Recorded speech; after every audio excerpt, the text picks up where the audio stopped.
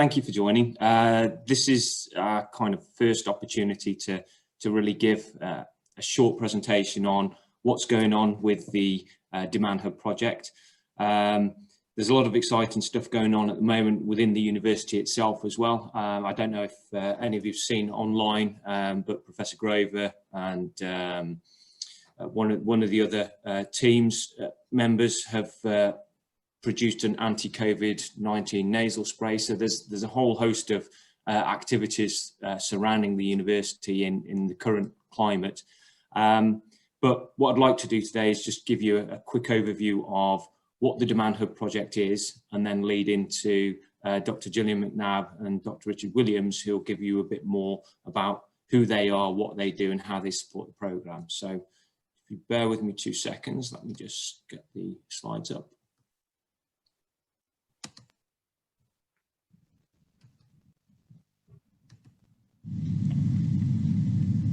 So welcome to the business support programmes at the University of Birmingham. I'm just going to give you a little overview of what we're doing. As we know, the Midlands is a vibrant, mixed, diverse region in terms of companies and people skills. It's attractive to businesses in specialised areas, from traditional metalwork in aerospace and vehicle manufacture to wider engineering disciplines such as healthcare and life sciences.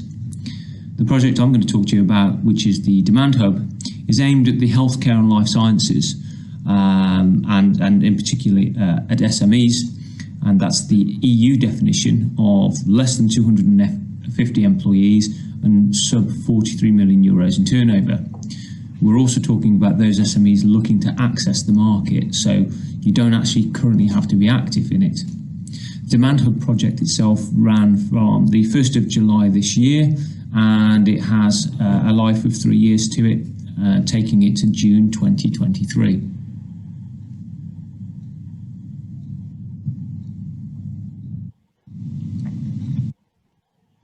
So the Demand Hub project is part of a £6 million bid to support SMEs in the region. There are 4 LEPs on board, which are the Black Country, GBS, Coventry, Warwickshire and Stoke and Staffordshire. The MD Tech project, which some of you may already know, was essentially a precursor to this, and we were lucky to have UHB as a delivery partner. So the Demand Hub principally has a lot more to offer now. Additionally, we have some data-centric themes and access to over 10 million non-patient identifiable records through our resources. We are operating from the HTI, which is the Healthcare Technologies Institute in Birmingham, which means that it's very easy for people to access. So the Demand Hub programme, in line with the other 7 ERDF support programmes at the university, there are key deliverables. We have business assists, so those are the first 12 hours of support, which can be a lighter touch approach. You'll appreciate there's only so much work that we can do in 2 days. So where we have the opportunity, we go above and beyond this initial support with longer term assessments, tests and modelling, and often in conjunction with KTPs. Creation of jobs, another key factor in our delivery. Working with the project, we anticipate degrees of upskilling workforces and creation of new jobs as a result. As a direct result of support, we also hope that this leads to an increase in revenues for the business through new products or new services, or simply an increase in their demand. So, form does the business assistance take? Well, primarily our support centres around the development and testing. So we're looking at things such as apps, which could be web or phone based. And we aid the pathway planning for apps. So this can be essentially support into the insight and functionality that's required. We're offering business assistance for products, so anything from 3D printed medicines or 3D printed body parts. And there is also the business assist for services. So we've provided usability studies for new products in surgical settings before. One simple example was a newly developed monitor, which had already taken 5 years to define, design and build, and it was for use in keyhole procedures. It consisted of a pen-like device connected to a monitor. So during the simulated test phase, it was found that due to the position of the USB connection, when it was in use, the wire actually kept dropping out of the monitor. So whilst the product actually failed the test in situ, the test was successful in identifying where the product required improvements. So these early stage products and services in healthcare are typically 5 to 7 years in the making, with product delivery aims being around 10 years. And we're obviously aiming to improve on that timing.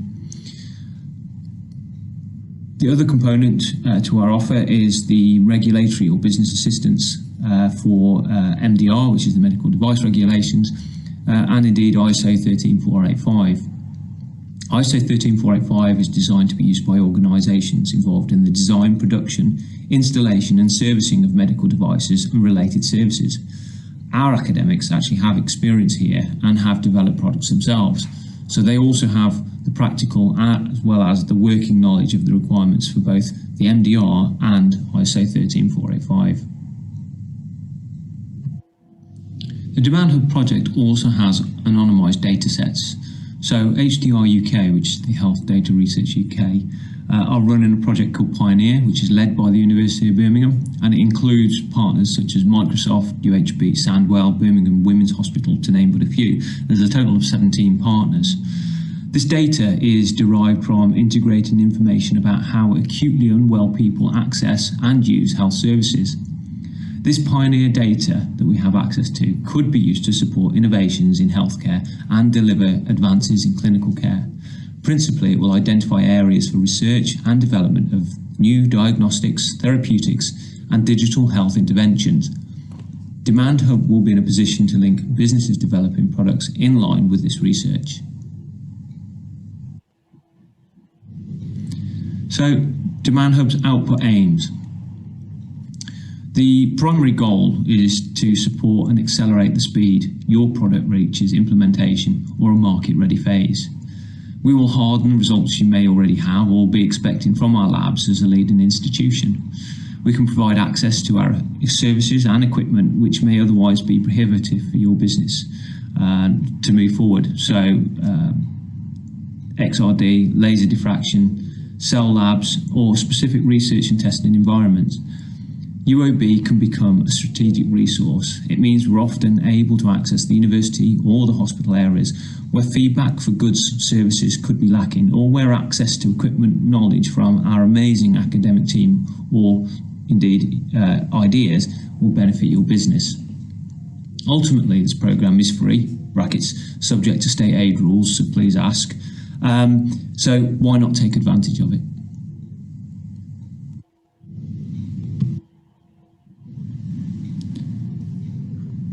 So, takeaway message here is really, if you're an SME or budding entrepreneur looking to start your own business and you have a product, process or service that could be related to the healthcare industry, then let's at least have a conversation.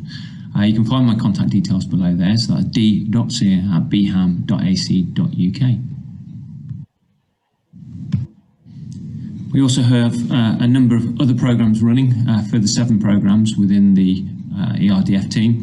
Have a look at these. There may be something there that takes your fancy with the background that you have, or indeed the type of research that you're looking for.